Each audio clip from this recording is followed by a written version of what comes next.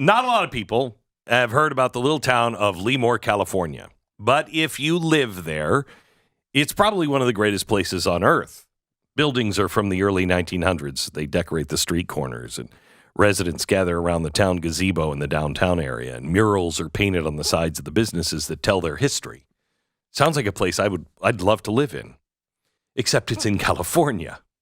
But it's not the typical California town. It sits inland, way away from the Pacific Ocean, and it's about directly in the middle of the state. Lemoore is around 200 miles north of the glitz and glam of Los Angeles, 200 miles south of San Francisco, and about 200 miles south of Sacramento. So if you've ever driven the 400 or so miles along Highway 5 from L.A. to San Francisco, you might have an idea of the type of community the people of Lemoore live in. City of Los Angeles just kind of fades away. The bright lights of Hollywood, the hopes and dreams of making it in show business, slowly gives way to more practical, hard-working lifestyle. And little by little, one by one, you pass farming communities and dairy communities. At times you might think you're in rural Texas.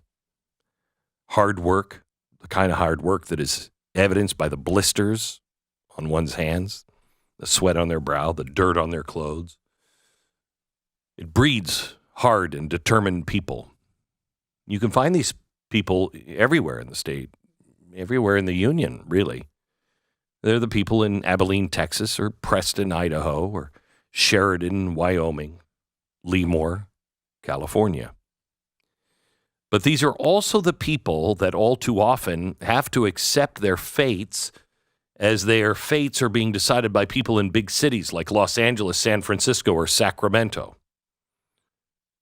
California recently passed a statewide legislation, mandates a $20 minimum wage for restaurants. It went into effect on Monday. And on Monday, the reality of big city politics landed in the small town of Lemoore. When workers at the local Foster's Freeze showed up on Monday morning, they were told, "We're closing the doors. For good." Why? The assistant manager said the owner blamed the state's new minimum wage increase. According to her, Foster's Freeze isn't the only business in Lemoore where the wage hike is affecting people. Quote, "This is not the first business that's closing. There have already been a few local businesses for me that are closing, so I feel like this is just the beginning." How many businesses are going to be destroyed by big city policies, destroying the small towns all across America? Lemoore has around 30,000 people. There are only 11,000 jobs. How many jobs will remain in a month? How many jobs in 2 months? What does that do to the town and the population? How many people that do have jobs will be able to afford the inevitable price increases? So far, restaurants like Chipotle, McDonald's, Jack in the Box, Starbucks, they've already announced that they have to raise prices. And the prices are already out of control. Other restaurants like Pizza Hut have announced layoffs, 1,200 employees. This is the beginning. Who knows how bad this is going to get for your small town, which will empty your small towns, make your small towns that were just maybe beginning to thrive again back into ghost towns. If you live in places like Los Angeles, San Francisco, or Sacramento, you might be able to find another job or eat at a cheaper restaurant. But what about all of the people that live in towns like Lemoore? What if you live in a small town outside of California? Do you feel safe? You shouldn't, because California is the proving ground for radical left-wing politics. And when I say proving ground, not that they work, just that they can get them passed. It's like a giant crash test dummy for bad ideas, and our country is being destroyed because of it. The history tells a tragic story. Obamacare likely never would have gotten done without a radical California sociologist who advised both Bill Clinton and Obama, and a high-profile governor named Arnold Schwarzenegger. Schwarzenegger's insane climate agenda was all but copied by President Obama. Now under Biden, it's destroying all of the reliable energy at breakneck speed. I don't live in California for a reason, because there is no reason in California.